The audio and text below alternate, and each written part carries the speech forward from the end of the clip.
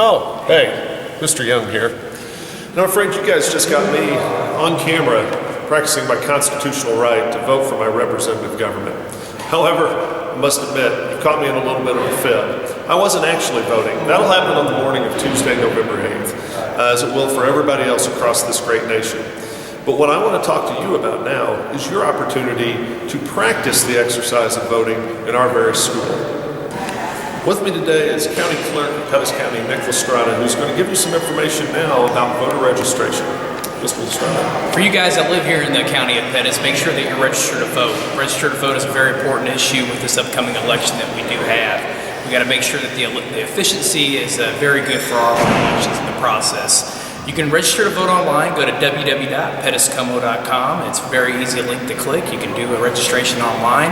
It's a really, really big election out there. We want to see everybody get out there and register to vote. You're more than welcome to come here to the county clerk's office. We'll take care of you here. And we really appreciate you. If you guys have any questions, feel free to give us a call anytime. Thank you. Thank you, Mr. Lestrada. Remember, SC students, registration for voting will begin during lunch on Monday, October 31st, Halloween. It'll continue through the following week to November the 7th, Monday, November the 7th. At voter registration during lunch, you'll be given a registration card, which you must present when you vote on Tuesday, November the 8th. We look forward to seeing all of you at the polls. Thanks again, Mr. Lestrada, for your help. Yes, no problem. Thank you so much, Mr. Young. Here's your iVote sticker. Thank you, Put that sir. on so you can show everybody that it's election day. There My you go. pleasure. You're official, my friend. Over the next few seminars, we will be showing you short informational videos over the candidates and the issues on the ballot that you will be voting for on November the 8th.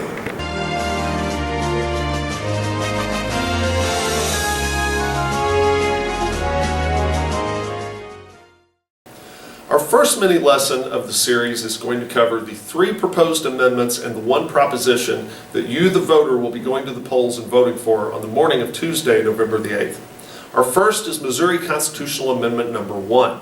A yes vote on Amendment number 1 will continue for 10 years the 1/10 of 1% sales or use tax that is used for soil and water conservation and for state parks and historic sites. This tax will be resubmitted 10 years if approved. A no vote will not continue this sales or use tax. That is Amendment 1. Our next constitutional amendment is Missouri Constitutional Amendment number 2. If passed, this will be a change to the current Constitution in Missouri. This amendment deals with campaign contributions and placing limits on them, whether they be to political parties, committees, or individuals. A yes vote for this amendment will amend the current Constitution to place limits and restrictions on campaign contributions during election cycles. A no vote will not change the Constitution as it currently is, and campaign contributions will continue to be made the way they currently have been. That is Amendment number 2. This is Missouri Amendment 6.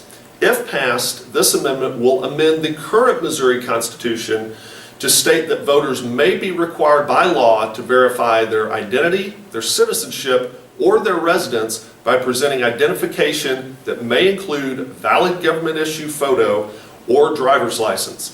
Exceptions to this identification requirement may also be provided by law.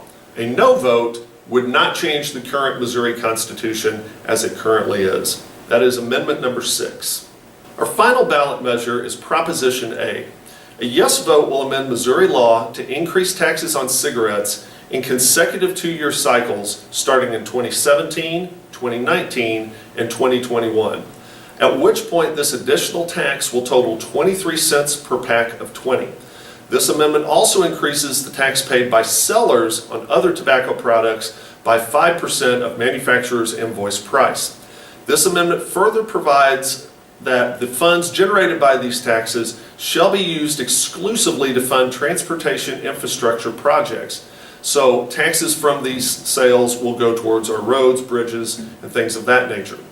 These taxes are repealed if a measure to increase any tax or fee on cigarettes or other tobacco products is certified to appear on any local or statewide ballot. A no vote will not amend Missouri law relating to taxes on cigarettes and other tobacco products. That was Proposition A. That concludes mini lesson number 1, which focused on Missouri Constitutional Amendments number 1, number 2, 6, and Proposition A.